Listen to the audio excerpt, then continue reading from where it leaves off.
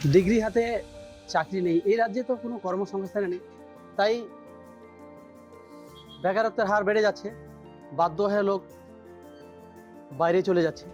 আমাদের পশ্চিমবঙ্গে সেরকম কোনো ফ্যাক্টরি নেই, কোনো কাজের সংস্থান নেই, তো কি করবে? বাধ্য হয়ে পেট চালাইতে হবে, সংসার চালাইতে হবে। তার জন্য কেউ কেরলে চলে যাচ্ছে, কেউ হায়দ্রাবাদ চলে যাচ্ছে, কেউ ভুটানে চলে যাচ্ছে। এই দুর্দশা।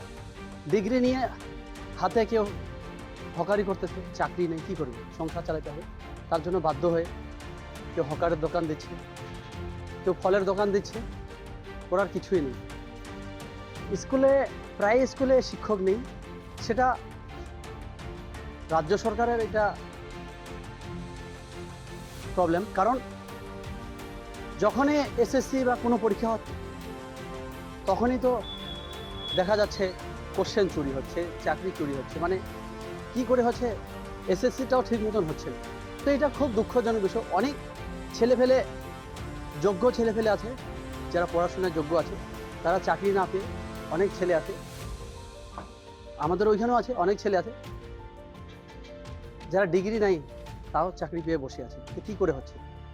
এই যে এই পরিস্থিতিতে যে স্টুডেন্ট আছে, যে ছাত্রছাত্রী আছে, তাদেরকে গিয়ে তো শিক্ষক গিয়ে ঠিক মতন পড়াইতেও পারতেছে না।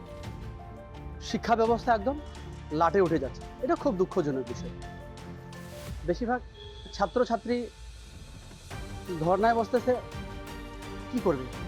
বাধ্য হয়ে ধর্নায় বসতেছে। স্কুলে এখন যদি টিচারে না থাকে, যেমন আমাদের এখানে কিছু কিছু স্কুল আছে, ছাত্র আছে, স্টুডেন্ট একটা, টিচার একটা, কি করবে ওইখানে? কি করবে? যাবে তো যাবে, কোথায় যাবে? কাকে নিয়ে পড়াশোনা করবে? এই যে শিক্ষার হাল, যেটা যে শিক্ষক আছে, সে শিক্ষক দিয়ে স্কুল চালানো খুব কঠিন হয়ে দাঁড়ায়। যে স্কুলে 5 জন শিক্ষকের দরকার, সেই স্কুলে যদি একজন শিক্ষক থাকে, তাহলে কিভাবে হবে? চাকরির পরীক্ষাগুলো যদি সঠিকভাবে হইতো, সঠিক জায়গায় নিয়োগ করা হইতো, তাহলে আজকে শিক্ষার হারও বাড়তো।